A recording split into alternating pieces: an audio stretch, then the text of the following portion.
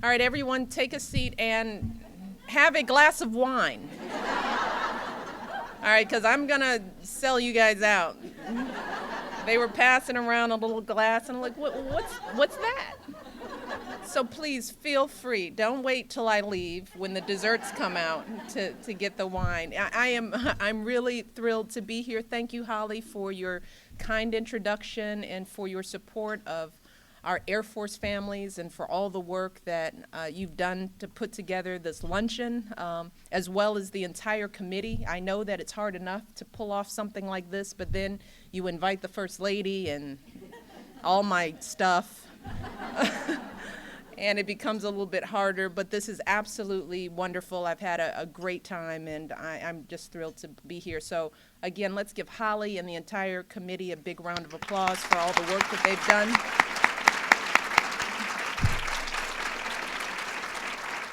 And I'm going to be especially nice to Holly because her husband commands the Air Force District of Washington. So he not only keeps the skies of Washington safe, but he's responsible for when my husband comes back on 4th on Air Force One. So Holly, you and me, we got to get together and get this thing worked out. But it's really an honor to be here with all of you. I also want to thank Elizabeth Biddle for the invocation, as well as the beautiful rendition of the national anthem. I want to thank all of you at JFILE, the committee, for this, just wonderful invitation and for bringing us all together. As we saw earlier doing the medley, which you all got really fired up about, and I like that. We see that Army, Navy, Air Force, Marines, Coast Guard, active, Guard, and Reserve, we all are one force and we're all one family, and you always feel it when you're in a room full of wonderful spouses.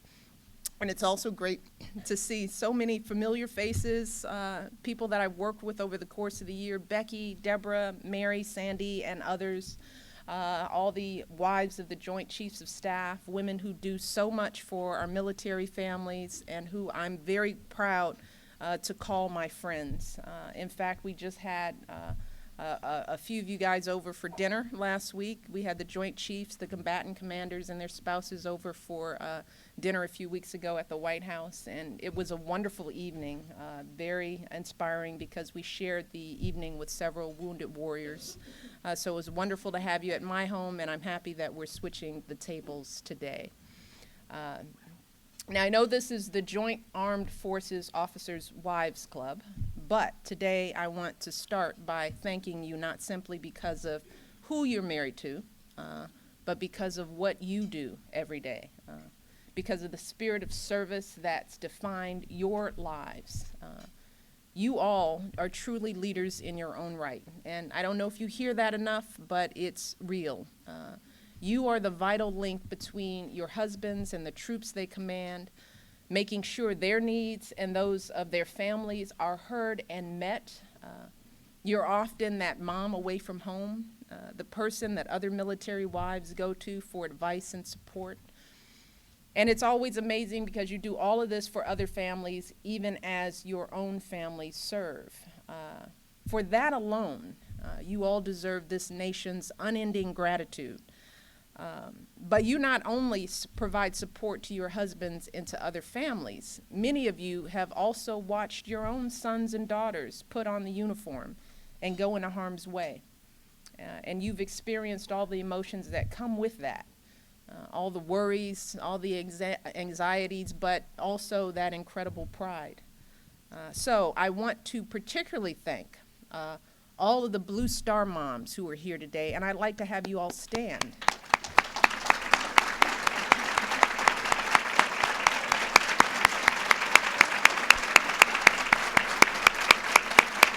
Thank you.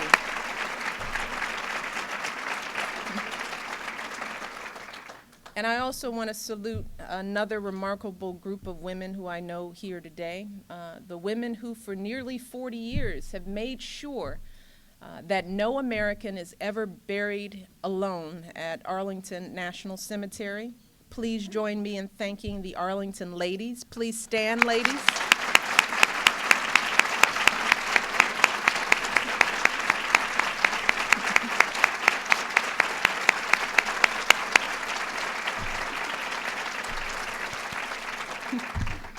And finally, some of you not only married someone in uniform, but we sometimes don't remember that many of you also wore a uniform yourself.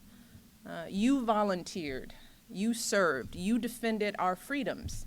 So please, would all the women who served in the armed forces please stand and be recognized. Yay!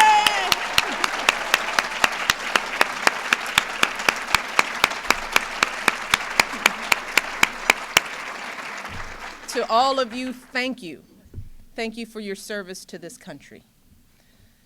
So the president and I, as you've heard, and our daughters, we've been in the White House for a year now. It's been a year. As a mom, I often say my priority this year has really been the girls, making sure that they make this transition smoothly as possible. I mean, you think about it, these little girls, they've had to get adjusted to a new city, a new house. It's a nice house, but it's still a new house.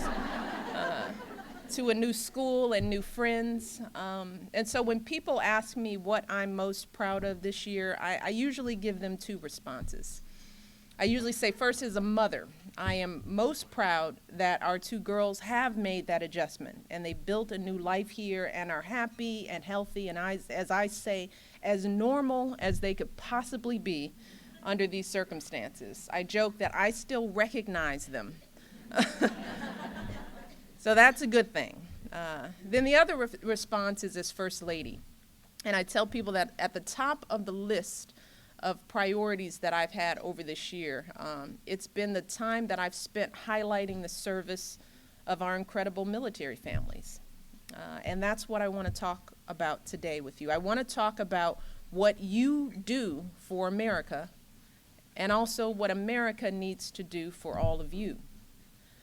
From day one, this has been a mission of mine, along with the Vice President's wife, Dr. Jill Biden, my dear, dear friend, and a Blue Star mom herself, who has been a tireless advocate in support of our extraordinary National Guard and Reserve members and their families. Jill and I have been working hard on this. One of the first things that we wanted to do was to first listen and learn.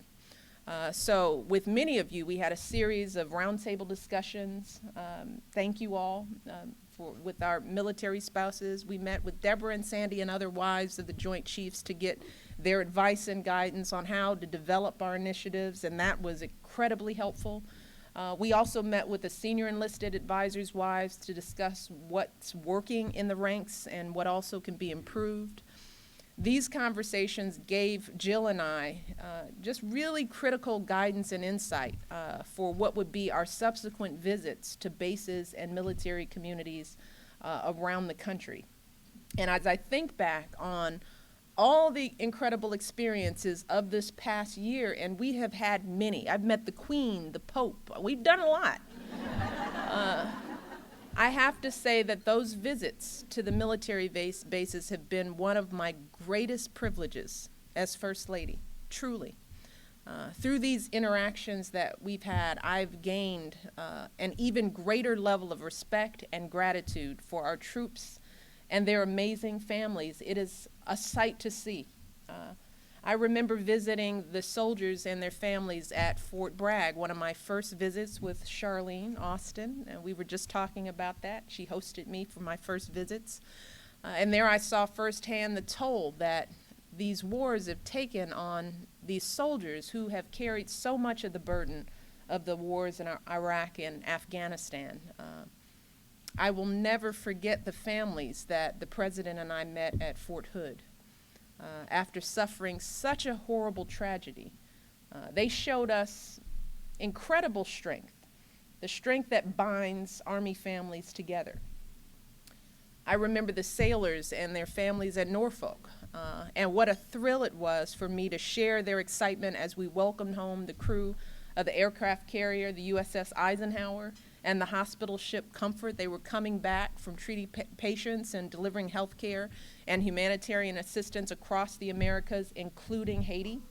And as we all know, only after a few short months at home, the Comfort is back in Haiti, along with many other branches of our military, delivering aid with their civilian counterparts, helping the Haitian people, and all the while showing the very best of America and making us all so proud.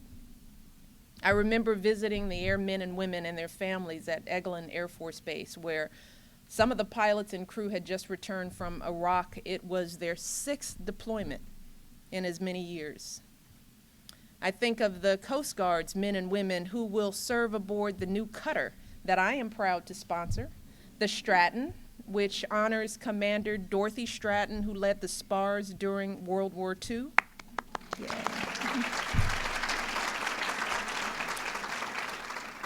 And I can never forget our Marines, who are a part of our daily lives at the White House in a very special way. And we see them display the same professionalism in our home every single day that defines their service around the world. They are a joy to have in our lives. And then we can never forget our wounded warriors, the inspirational men and women that the President and I have welcomed to the White House and those we have met all around the country. Unfortunately, for too many of them, the battle continues even after they come home. They are the servicemen that I met at a VA hospital in the Bronx, working so hard to get back on their feet, and in some cases to get back to their units. That's all they cared about. They're the patriots like the young Navy SEAL who joined us at the Joint Chiefs dinner last week at the White House. This young man attended the dinner with his little sister. I got to sit next to them. She was a nurse who moved to Washington to care for her brother, left her career behind. And he explained to me how he stepped on an IED in Afghanistan and lost both of his legs. Then just 4 months later, he finished a half marathon. The courage, yes.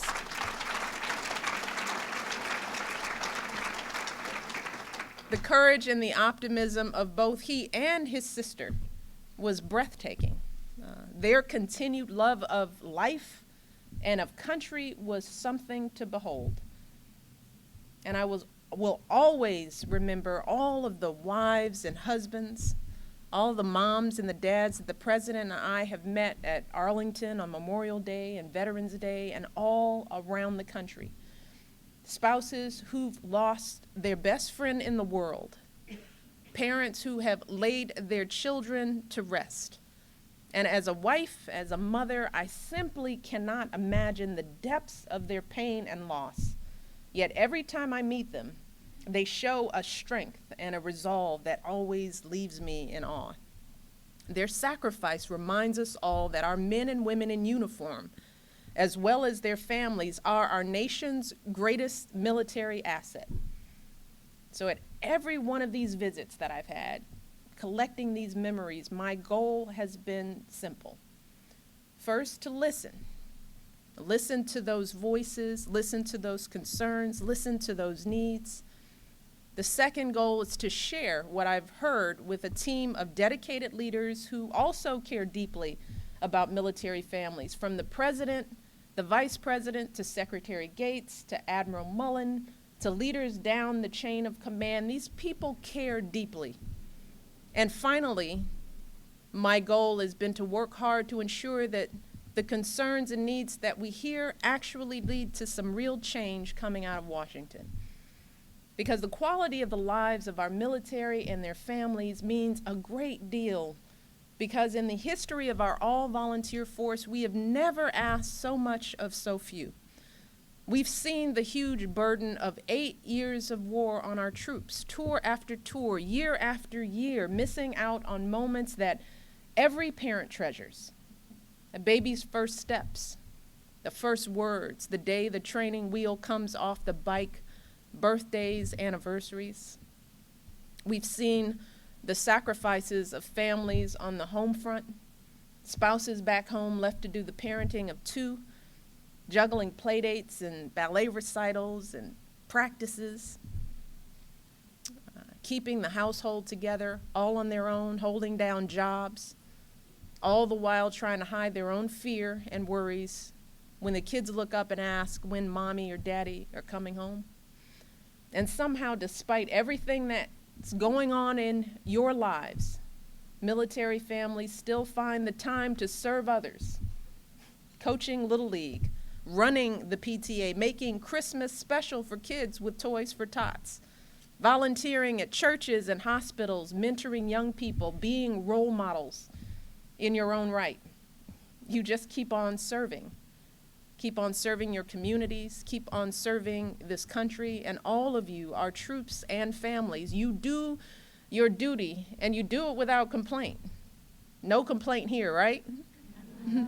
You give your all and ask very little in return, only that we back you up so our troops can do their job.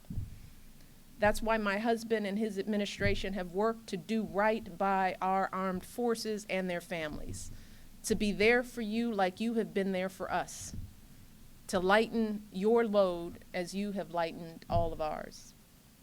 Because of your willingness to advocate for change, all of you here, some really important progress has been made in just 1 year.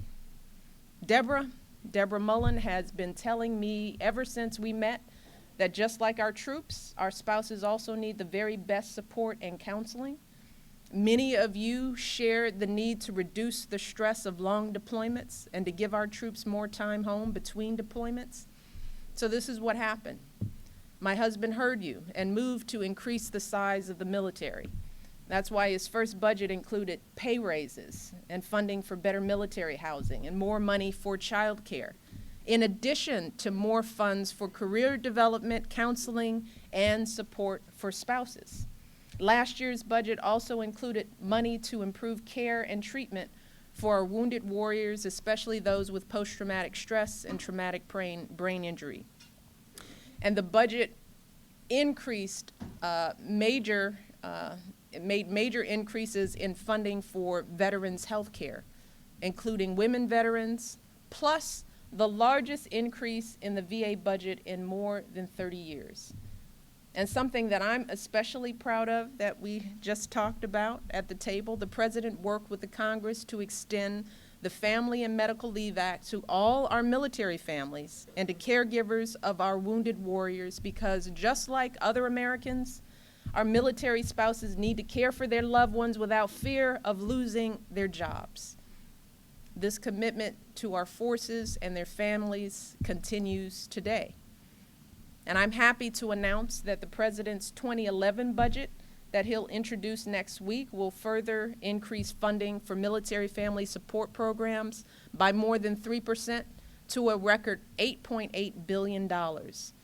And this increase is going to include funds for counseling and support for spouses and families, including our Guard and Reserve families, to the tune of $1.9 billion.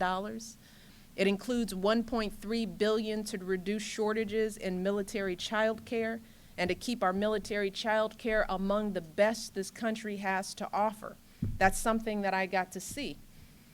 Because we can't forget that military kids also serve in their own special way. We can't forget these kids. They're just like any other child in this country, except for the fact that their lives are turned upside down every time their mom or dad has to go halfway around the country, risking their lives so that all our children can enjoy the freedoms of this democracy. It is so incredibly hard for these kids. As a result, they often experience more anxiety. They can have a harder time focusing at school. They can have a higher risk of depression. So we can never forget just how much these wars affect our military kids. And we all have an obligation to ensure that these kids have the support they need at home and at school. So I'm proud to announce that this year's budget will include more money for youth programs for military kids. And then at the direction of Secretary Gates, the budget will also include funds to improve and build new DoD schools from Georgia to Germany. And this is all part of a major effort.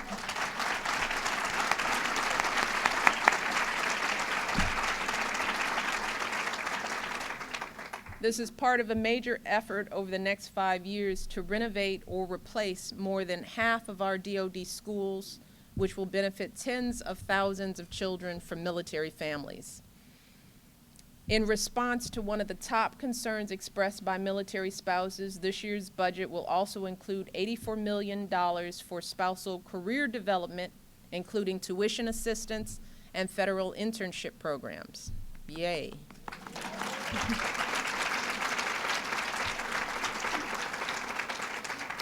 And I want to thank all the Coast Guard spouses who spoke to me about housing challenges. Yes. As a result, the President's budget will include $14 million in new funding for quality Coast Guard housing, and I know that's a big one.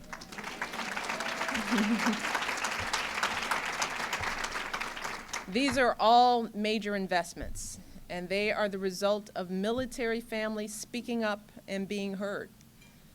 And they are part of a larger ongoing commitment to care for our troops and their families even after the fighting ends. But in addition to good government and funding, supporting our troops and their families requires active citizens. That's why I've made it a priority to keep asking all Americans to join the cause of supporting our military families. And that's why last Veterans Day, Jill and I helped launch Mission Serve, a national network that brings civilian and military service groups together to help support our troops and families. But this network also encourages communities to tap that incredible spirit of service of our military families, as well as the talents of our veterans. We're asking Americans to engage and support military families any way they can, from business owners helping veterans and military spouses find a job or develop skills, to professionals in areas such as mental health and law offering their services pro bono, to ordinary folks out there doing simple things like driving a carpool or offering to babysit or making a home-cooked meal for a military family in their own community. Our men and women in uniform and their families sacrifice for us, every single one of us. So every single one of us can do something in return, even if it's something as simple as saying thank you. Last spring, I had the opportunity to thank one of those military families during a visit to the White House. Staff Sergeant Robert Henline was deployed to Baghdad with the 82nd Airborne Division out of Fort Bragg when a massive explosion destroyed his Humvee, and he was the sole survivor and suffered terrible burns over more than a third of his body. Well, back at Fort Bragg, his wife Connie had to leave their 3 kids with family, and she made the trip to a hospital in Texas to care for her husband.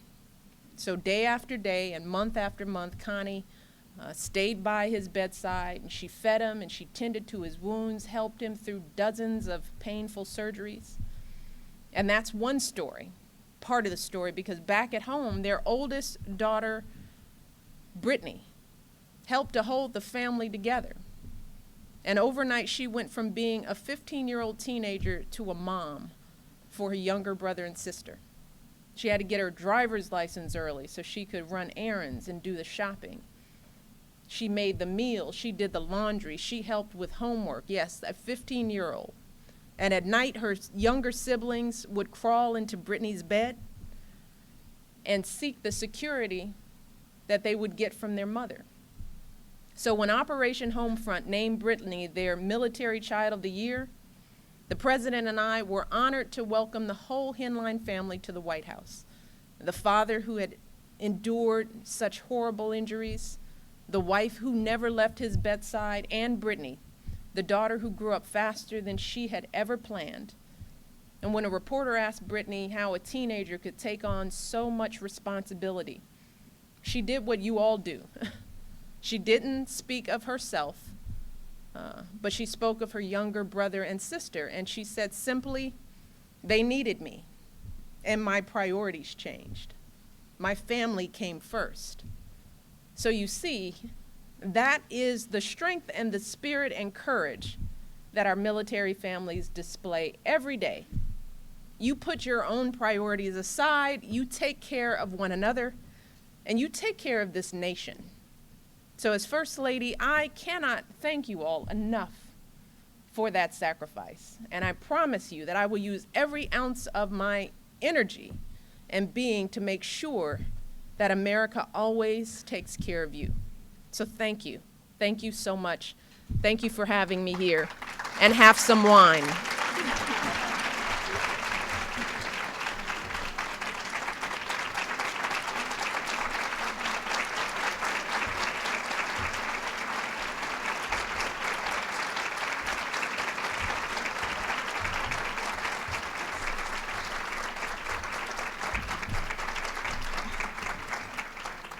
I'm Claudia Michelle, and I'm a Coastie's wife. So I'm here to thank Michelle Obama for everything that she has done and for coming to our luncheon and having food with us and sharing her support for all military families. And we want to give her a token of our appreciation. That is some military chocolates with each of the five. The 5 service emblems are included in this. We have to hide this from my staff.